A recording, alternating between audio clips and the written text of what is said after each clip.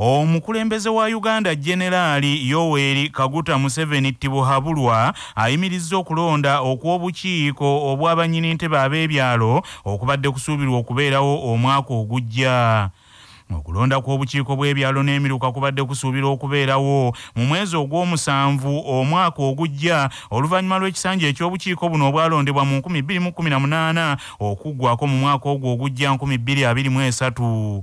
Ensonda zitegeezezza laadiyo Kyabasa nti Pulezidenti bwe yabadde asisinkanye olukiiko lw'abaminisita gye buvuddeko yalagidde ensimbi ez'okutegeka okulonda okw'obukiiko obw'ebyalo zikyusibwe ziteekebwe mu kulima enguudo mu bitundu bya Uganda eby'enjawulo ng'agamba nti kino kye kimu ku bizibu ebisinga obunene ebiruma bannayuganda. Ensonda zigamba nti Pulezidenti Museven ayagala okulonda kw'obukiiko kwongezebweyo mu maaso okutuusa nga akakiiko ak'ebyokulonda kafunye ensimbi ezimala okukutegeka kubanga bulijjo omuyonjo omutono gukyamya enkoko ekyensuti. Minisita avunaanyizibwa ku gavumenti ez'ebitundu Rafael Magezi agaanye okubaako kyayogera ku nsonga eno okutuusa nga amaze okugyetegereza obulungi. Wabula yayogerera akakiiko ak'ebyokulonda Paulo Bukenya ategeezezza laadiyo ya Kabaka Kyabasa ensajja nti bo ng'akakiiko baatandise dda okwetegekera okulonda okw'obukiiko obw'okubyalo ng'etteeka bwe liragira. Paulo Bukenya agambye nti bamaze okubaga embalirira egenda okugobererwa mu kulonda kuno kubanga bulijjo koonooweeka tokalinda kusaaba ttaka. So we presented the budget as well. Funded the market ensimbi obujja tutandika activities zaabwe roadmap yaabwe tugitandikeko balonde mu wakati wa June ne July next year. Anti okulonda ekisanja kya myaka 3. So I don't know, I've not heard about that. Bwe balonda mu 2018 ekisanja kigwako mu July 2023. Nga bw'omanyi enkola ya government financial year July 22 July 23.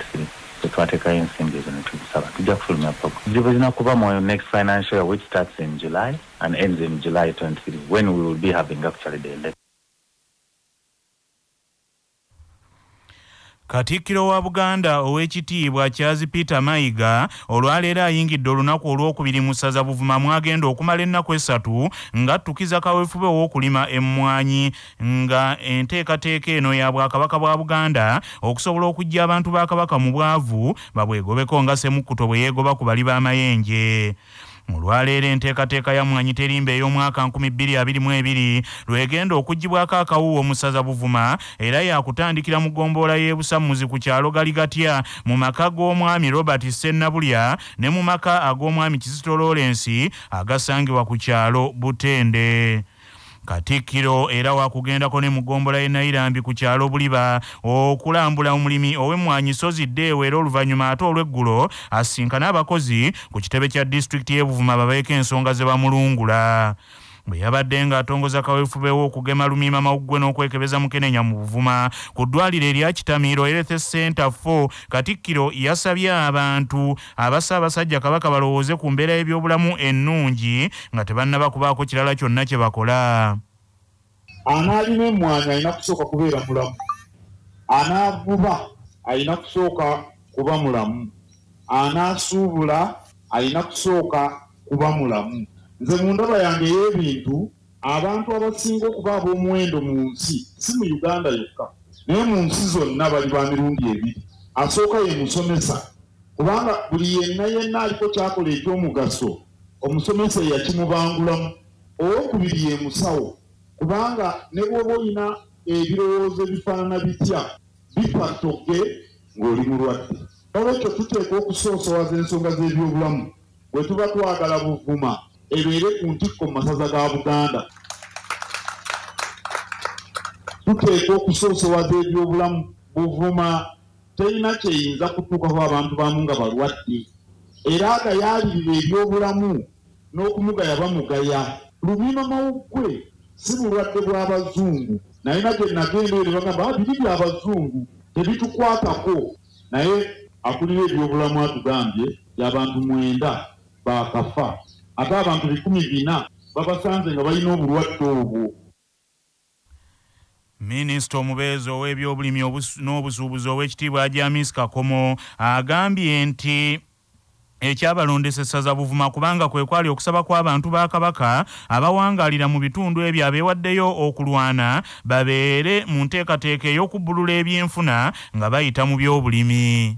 Kulonda Buvuma tukyazze nga nsobi oba nti kigende tulina program eyammanyi terimba okugenda mu masaza g'obwakabaka gonna 18 tumaze okulambula amasaza amalala 16 naye nga tubadde tusigazza Buvuma ne Ssese amalala tugazeemu n'emirundi egiwera 2-3 naye kyatuleese Buvuma kuba nayo ate okukola ki okulambulwa ng'amasaza amalala gonna ekyo ekima kyokubiri Buvuma abadde amanyiddwa ne Ssese amasaza ga Ssaabasajja gano ag'okubizinga gamanyiddwa nnyo agali ku buvubi kyokka naye okulambula kwe tugenda mukono kujja kulaga abantu nti si kyekyo kyokka kye baliko weewaawo obuvubi babuteekako nnyo essira naye n'emmwanyi bafuddeyo nnyo okuzirima ate nga twagala tubongezesa okuzirima.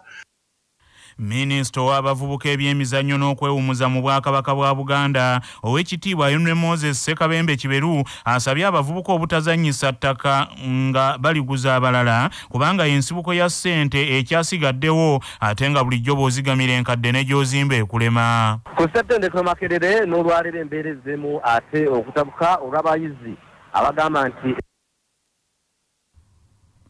y'omubaka wa Paalamenti owa Buvuma Migadde Robert Ndugwa asabye gavumenti ebeere ensaale ku bbeeyi ey'emmwanyi kireme okulemesa abantu ba Ssaabasajja okunyweza ekirime kino kinnansangwa. Poliisi n'amagye bizzeemu okuyibwa mu Yunivasite Makerere olw'abayizi okwekalakaasa nga bagamba nti ekyabaleetedde okwekalakaasa olunaku lw'eggulo tewali kyakyuseemu ne we batuukidde olunaku olwaleero. Omusasi waffe Ddungu Davis Joel katuwa ebikirawo. Ku ssettendekero Makerere n'olwaliro embeera ezzemu ate okutabuka olw'abayizi abagamba nti ensonga z'abadde beekalakaasizaako olunaku lw'eggulo tewali n'ekimu kyagonjoddwa. Poliisi n'amagye bo bakedde kuyibwa mu kitundu kino okulaba nga embeera tiddamu okusajjuka nga bwe yabadde olunaku lw'eggulo n'okulimisa abayizi abadde bagenda okusoma eggulo kwabaddewo nga bagamba nti olwaliro tebagenda kukkiriza kyonna kimu kwonoonebwa. Eggulo abayizi basoose kulumba bannaabwe mu bibiina era ekyawaliriza n'abaddukanya ssettendekero n'okuyimiriza abamu ku bayizi abawerera ddala 12 nga bagamba nti bakoze effujjo eri abadde teriteetaagisa. Twogeddeko n'abayizi abamu mu kitundu kino nga bagamba nti Yunivasite eremeddwa okukola ku nsonga zaabwe era bazzeemu n'olwaleero okwekalakaasa mu bisuzo ebyenjawulo embeera yazzeemu dda okusajjuka.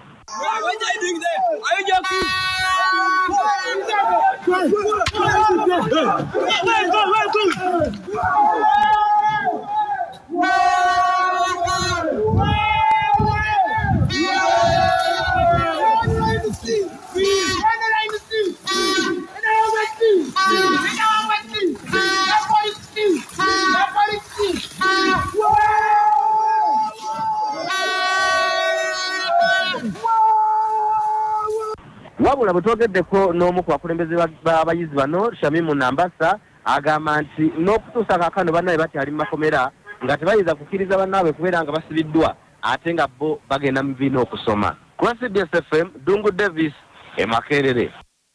Manya obuvuna obuddo obw'eddembe lyo tonyigirizibwa ddembe lyo ery'obwebange ddembe lyakutuusibwako Cortez Mouth Freshener owunya akamwa olidde garlic olina ky'olidde oba ky'onywedde nga tekiwunyisa bulungi kamwa oba ogenda kusisinkana mwagalwawo fuuyira Cortez mu kamwa kawunye bulungi olunaku lwonna musange mu supermarket ne pharmacy zonna. Cortez Mouth Freshener nga balina langi ya Global Paints langi esinga okunyiriza mu bika ebyenjawulo ate nga tekaddiwa. Teri muntu akkirizibwa kutunda ddagala lya kinnansi nga talina lukusa nga munnamateeka Judy Mbabaali bw'annyonnyola. Mu tteeka erifuga abasawo b'ekinnansi n'okutunda eddagala ly'ekinnansi etteeka eryo eriyitibwa Traditional and Complementary Medicine Act eryayisibwa mu 2019 singa omuntu yenna asangibwa ng'atunda eddagala ly'ekinnansi nga talina layisinsi emukkiriza okulitunda atanzibwa $2,000,000. Akakiiko ak'ebyobulamu ak'olukiiko lwa Buganda olukulu kasabye abakulembeze ku mitendera egy'enjawulo bajjumbire enteekateeka ez'okugaba omusaayi okusobola okutuukiriza ekiragiro kya Ssaabasajja Kabaka eky'okukuuma abantu be nga balamu bulungi anti bulijjo obulamu ttooke bugenda n'abulabirira. Oweekitiibwa Dr. Richard Kabanda nnyini ntebe w'akakiiko kano agamba nti Ssaabasajja kyakulabirako kirungi ng'omukulembeze era nga avunaanyizibwa ku byobulamu alina okukunga abantu Kabaka okwenyigira mu nteekateeka ey'okugaba omusaayi kubanga abantu bangi abagwetaaga. okugaba omusaayi olwaleero okuli mu bitundu ebya Nakifuma, Naggalama ne Kabembe, Mulungi omu Kyabadaaza n'awalala mu Ggombolola okuli Kyampisi, Nakifuma, Mutuba 5 saako ne Kasawo, era ng'entegeka eno ewagiddwa laadiyo ya Kabaka Kyabba Ssensajja, BBS Telefina, Nakasero Blood Transfusion Services ne Uganda Red Cross. Era abantu baffe kye balina okumanya nti mu Uganda wano obubenje bungi naddala obuva ku bidduka bodaboda n'emmotoka, ate ng'abantu abasinga obungi abafuna obubenje buno babeera beetaaga omusaayi. Olw'okuba nti tutambulira mu kufa ffenna, tomanya ddi lw'ojja kwetaaga kufuna musaayi guno singa oba ofunye obulwadde oba ofunye akabenje konna akayinza okujja nga tokeetegekedde. So tusobola okutaasa obulamu bw'omuntu oyo yenna singa tubeera twenyigidde mu nteekateeka y'okugaba omusaayi. Ye omukungu Edward Ndagala Kaggwa, Ssenkulu wa Kabaka Foundation, ekitongole ekyakulemberamu enteekateeka y'okugaba omusaayi mu masaza ga Buganda, asabye abavubuka olwaleero bongere okwenyigira mu kugaba omusaayi. Entegeka eno baleme kugitunuulira kizimuzimu omugole kyatunuulira ettooke etto. Olunaku olwaleero tukutte olunaku lwaffe olwokubiri nga tuli mu ssaza lya Beene lino ery'Ekyaggwe. Twamaze dda okutandika okugaba omusaayi, era njagala okwebaza abantu ba Kabaka bonna abakedde okweyiwa mu centers zino zonna okuba nti bagaba omusaayi ng'ekiragiro kya Ssaabasajja bwe kiri, okulaba nga tukuŋŋaanya omusaayi okusobola okutaasa abantu. Olunaku lw'ejjo Bannakyaggwe omusaayi gwe baagabye gulina obulamu bw'abantu bangi gwe butaasizza, kubanga gwadduseddwa mu terekero ne gukolebwako mangu ate ne gugabwa mu malaaliro ag'enjawulo. Ebbugumu lyeyongedde ku kitebe ky'ekibiina ky'ebyobufuzi ekya Forum for Democratic Change Najjanankumbi, ng'olukiiko olufuzi olw'ekibiina kino olwaleero luno lugenda okulonda n'akwatira ekibiina bbendera okukiika mu Paalamenti ey'obuvanjuba bwa Afirika. Abavuganya ku kifo kino mu FDC bali 5 okuli Nanyonjo Suzani, Joseph Tindyebwa, Harold Kaija, Seruge Yasini ne Jamal Wante, yadde nga mu kusooka abantu 10 be baali balaze nti beegwanyiza ekifo kino. Abantu 75 bokka be bagenda okwetaba mu kalulu kano, kyokka abawagizi ab'ekibiina ekyefuddisi babukeerezza nkokola ne bagenda ku kitebe ky'ekibiina kyabwe Najjanankumbi nga baagala okulonda kuno bakwote buliro era ebigenda mu maaso babigoberere bulungi. Akulira ebyokulonda mu kibiina kya Forum for Democratic Change, Boniface Toterebuka Bamwenda, agambye nti bamaze okukolagana obulungi ne bekikwatako bonna okulaba nga okulonda kwabwe kuno tekubeera mu ffujjo lyonna era nga kutambula bulungi. Enteekateeka y'okulonda ey'olwaleero kati ku makya ssaawa 2 abantu nga batuuka wali ku kitebe ne beewandiikisa, oluvannyuma bano abeesimbyeko abantu 5 bajja kwogerera mu balonzi. Abalonzi be bakakiiko ak'oku ntikko aka National Executive Committee bali bantu 75 ye Electoral College be bajja okulonda leero, n'oluvannyuma kati okulonda kutandike. Anaaba awangudde akakiiko k'ebyokulonda kajja kumulangirira. Wabula yadde ng'ebibiina by'ebyobufuzi biri mu kwetegekera okulonda kuno n'okusunsulamu abanaabikwatira bbendera, naye Paalamenti tennaba kulangirira lunaku lutongole olw'okulonderako ababaka abanaakiikirira Uganda mu Paalamenti ey'obuvanjuba bwa Afirika. Ssaabasajja Kabaka Maaso Moogi, ebigambo bye bya nkizo gye tuli. Ffenna tukimanyi bulungi nti abaana baffe bangi nnyo bali ku nguudo z'omu Kampala naddala nga tebalina mirimu ate nga tebalina ssuubi nti balifuna emirimu. Bangi bakyagenda mu maofiisi nga banoonya emirimu egyo nze gyempita egy'okwambala amakooti n'amataayi. Mu kiseera kye tulimu kaakati emirimu egyo mizibu nnyo nnyo okufuna, ate gijja kubanga gyeyongera okuba emizibu. Naye oli afunye ekikye n'asobola okuba nga ajja kutandikawo omulimu ogugwe, oyo aba wa mukisa nnyo mu kiseera kino. N'olwekyo temugayaalirira ekitundu ekyo ekya Siribos ekijja okubawa obusobozi mube nga musobola okwetandikirawo ekintu ekyammwe ate mukigaziye mufune n'abantu abalala bajje nabo babakolere emirimu. N'olwekyo neebaza abatandisi ba Kakiri Secondary School abaayiiya ekintu ekyo kintu kikulu nnyo. Amawulire g'ebyemizannyo mu mawulire gaffe agaca basafama. Ekibiina ekiddukanya omupiira ku ssemazinga wa Afirika ekya kaafu kikakasizza ttiimu y'abazannyi 11 nga bano be basinze okukyanga endiba mu mpaka za Africa Cup of Nations ezaakomekkerezeddwa Cameroon anti bulijjo abasajja ssubi erimu lisiba linnaalyo. Mu ggoolo kaafu eronze omukwasi wa ggoolo ya Senegal Eduardo Mendy nti ye yasinze banne, ate mu kitongole ekizibizi n'eronda Ashraf Hakim owa Morocco, Salio Usis owa Senegal, Mohamed Abdelmain owa Misiri ne Edmond Tapsoba owa Burkina Faso. Mu kitongole ekiwuutanye kaafu eronze Nampalys Mendy owa Senegal, Mohamed El Neni owa Misiri ne Ibrahim Blattouri owa Burkina Faso. Mu kitongole ekiteebi kaafu eronze Sadio Mane owa Senegal, Mohamed Salah owa Misiri ne Vincent Aboubakar owa Cameroon, ate ng'omutendesi asinze ye Aliou Cisse owa Senegal. Senegal yawangudde empaka za Africa Cup of Nations ng'ekubye Misiri ggoolo 4-2 eza penalty oluvannyuma lw'okulemagana mu ddakiika ez'essalira nga mpaawo alengedde katimba ka munne. Mu katundu kuno kwe kwaffe n'ennono ezaffe eza wano.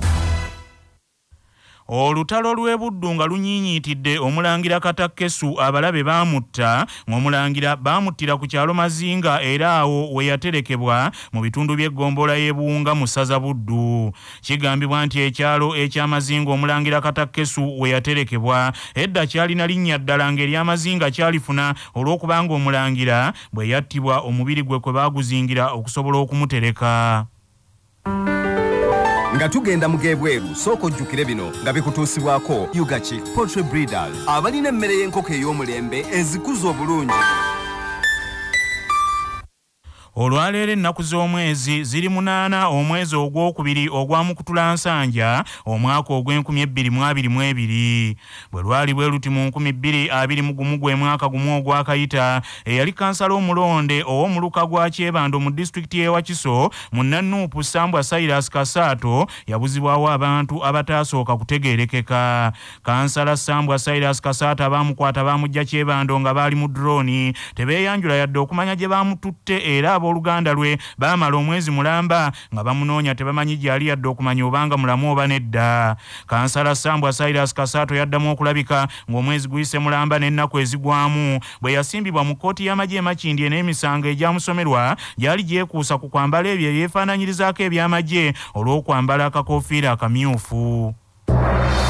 Amawulire okuva ebweru w'eggwanga. Gavumenti ya Isirayiri erangiridde nti egenda kuteekawo akakiiko ak'enjawulo kabuulirize ku alipoota eziraga nti poliisi eya Isirayiri ezze ekozesa tekinologiya ow'ekitongole ekya NSO ng'ebega abantu naddala abo ab'amaanyi mu nsi eya Isirayiri awatali kusooka kukkirizibwa mu butongole. Abamu ku abo abanokoddwayo abazze babegebwa mu nkola eno ey'okozesa tekinologiya owa Pegasus owa NSO mwemuli abakungu ba gavumenti ya Isirayiri bennyini, abantu ab'enjawulo abeenyigira mu kwekalaka n'okuteekateeka bannamawulire ab'emikutu egy'enjawulo mu nsi eya Isirayiri, mutabani we yali Ssaabaminisita Benjamin Netanyahu wamu n'abalala bangi. Omu ku bajulizi mu misango egyekuusa ku bulabbayi n'obukenuzi yali Ssaabaminisita Benjamin Netanyahu kitegerekese nti y'omu ku abo abazze balondoolwa mu kukozesa tekinologiya ono. Ssaabaminisita Naftali Bennett ategeezza nti alipoota zino bwe zibanga ntuufu alipoota za nsonga ddala era n'alangirira nti akakiiko agenda kukalangirira amangu ddala akagenda okunoonyereza ku nsonga eno nga bwe kinaazuulibwa nti ddala poliisi yakozesa tekinologiya owa Pegasus nga temaze kukkirizibwa, olwo nno abaakuliramu entegeka eyo bagenda kuvunaanibwa mu mateeka.